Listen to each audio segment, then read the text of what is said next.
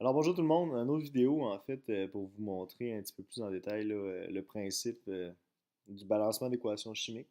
Je ferai une autre vidéo pour vous montrer en fait des exemples que vous aviez à faire sur vos feuilles. Je ferai une série d'exercices là, pour vous montrer encore la procédure, que ce soit par la méthode d'essai-erreur ou encore par la méthode algébrique.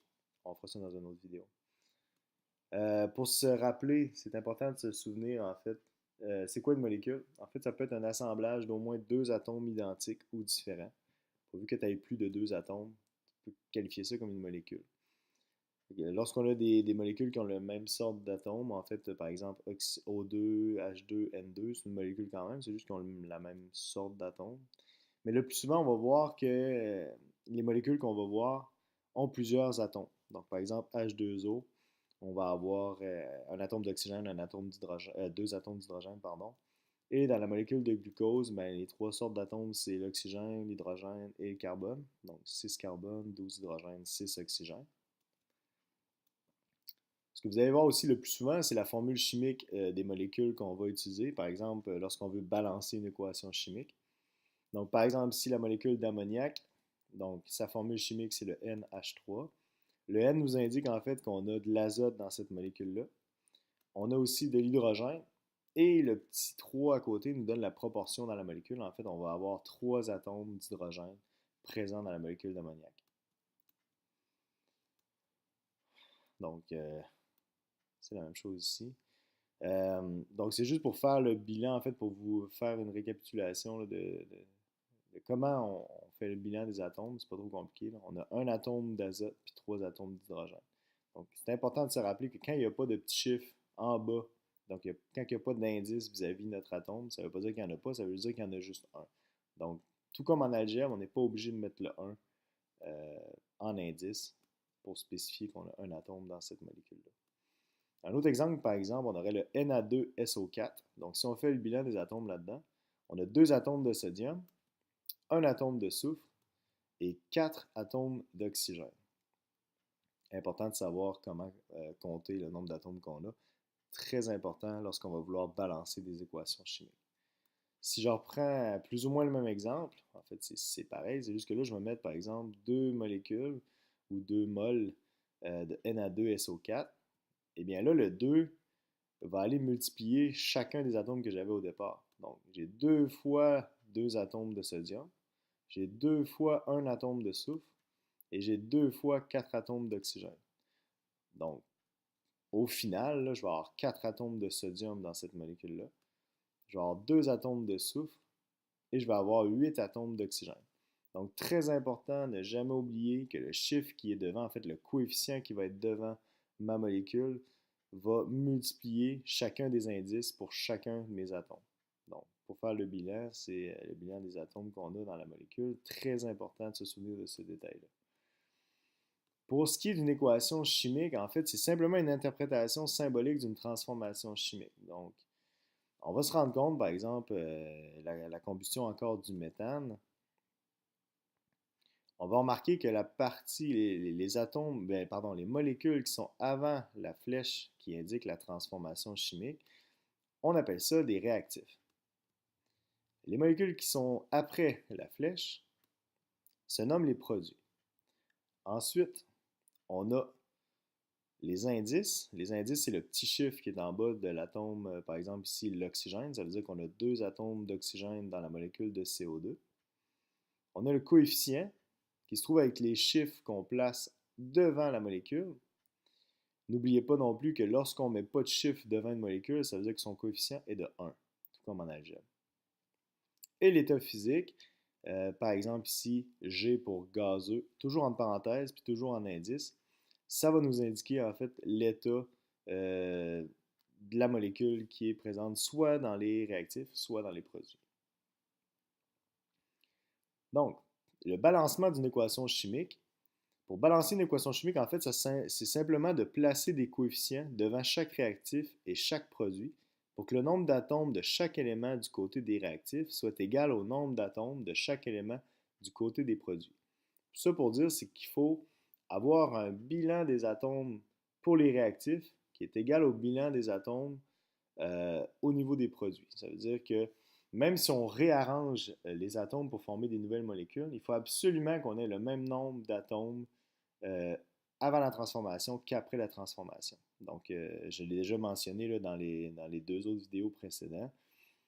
Très important de se rappeler de ce détail-là. Si on prend encore l'exemple qu'on avait tout à l'heure, on voit maintenant qu'on a une équation qui est non balancée. Pourquoi? Ben, du côté des réactifs, si on compte, on a un atome de carbone, 4 atomes d'hydrogène et 2 atomes d'oxygène. Puis du côté des produits, on se rend compte qu'on a un atome de carbone, 2 atomes d'hydrogène et 3 atomes d'oxygène. Lorsqu'on n'a pas le même nombre d'atomes avant et après la transformation, on sait que notre équation n'est pas balancée. Si on veut balancer cette équation-là, il faut absolument et strictement, il faut juste mettre, dans le fond, des coefficients devant nos molécules. Tu n'as pas le droit de changer euh, les indices qui sont en bas des atomes. Donc, par exemple, je n'aurais pas le droit dans cet exemple-là de dire, bon, ben CH4, je vais en enlever 2. Donc, je vais écrire CH2 plus O2. Tu n'as pas le droit de faire ça. Tout ce qu'on a le droit de faire, c'est d'indiquer, en fait, c'est d'ajouter des coefficients devant les molécules. Très important.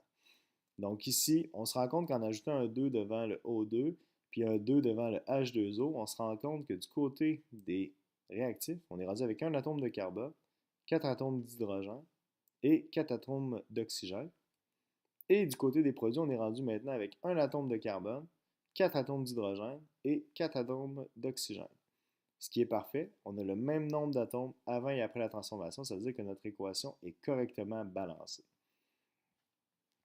Donc, si par exemple, on fait un exemple, on va essayer de balancer cette équation-là, qui n'est pas du tout balancée, on se rend compte qu'on a un carbone à gauche de la flèche et on a 3 carbones du côté des produits. Donc, un carbone pour 3 carbones. On sait qu'on a un problème. Donc, pour balancer déjà les carbones, on sait qu'il va falloir faire x3 du côté des réactifs, ce qui va nous donner 3 carbones et 3 carbones. On va être correct pour ce qui est des carbones, donc ils vont être correctement balancés si on fait ça.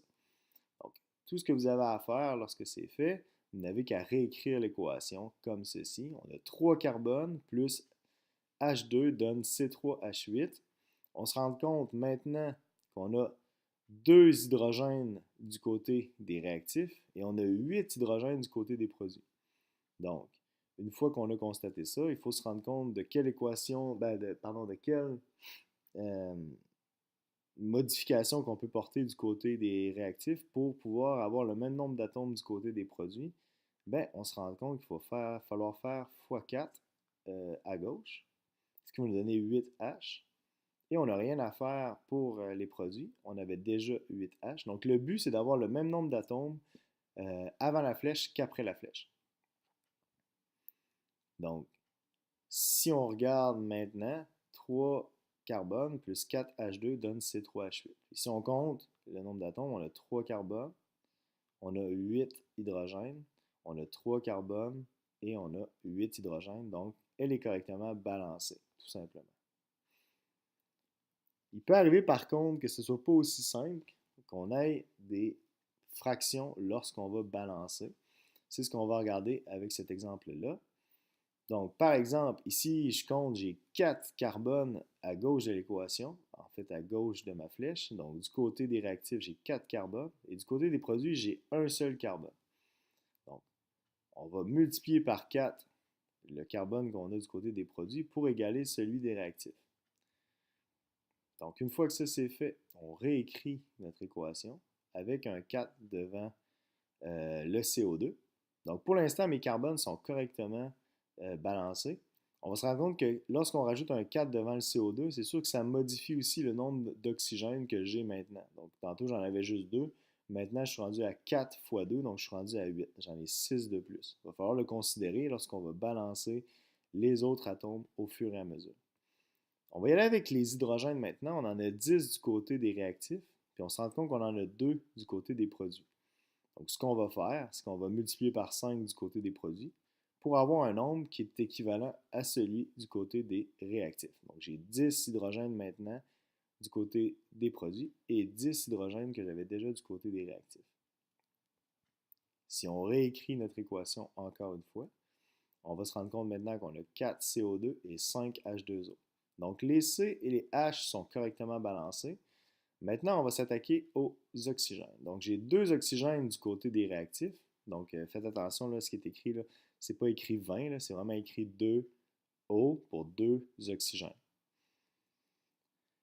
Du côté des produits, pardon, on a 4 fois 2, donc on a 8 oxygènes. Donc, ce qui fait qu'on a maintenant 8 oxygènes, mais il ne faut pas oublier l'autre molécule qui contient aussi de l'oxygène. Donc, 8 oxygènes plus 5 oxygènes du côté des produits, on se rend compte qu'on est rendu à 13 oxygènes du côté des produits contre 2 oxygènes du côté des réactifs. Donc, on se rend compte que pour passer de 13 à 2, on se rend compte qu'il faut faire fois 13,5 ou fois 6,5 pour pouvoir arriver exactement au même chiffre qu'on avait du côté des produits. Donc là, c'est un des cas où est-ce que les deux nombres impairs ne nous permettent pas d'avoir un nombre entier à multiplier du côté des réactifs. Donc, qu'est-ce qu'on va faire? C'est qu'on va garder le 13,5 quand même. Okay? Donc, on va réécrire notre équation. Donc, 13,5 devant le O2, on garde le 4CO2 et le 5H2O. Comment on va faire pour enlever le divisé par 2 qui se trouve dans le fond dans mon 13,5?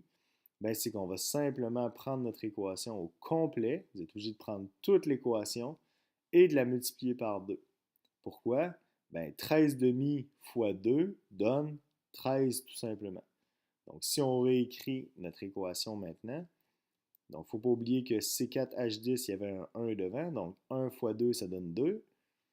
Plus 13,5 fois 2, ça donne 13. 4 fois 2, ça donne 8.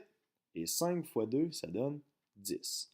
Donc, lorsqu'on a un exemple comme ça, il faut simplement conserver soit notre fraction, soit notre nombre à virgule, et on multiplie par le dénominateur qu'on a dans la fraction, tout simplement.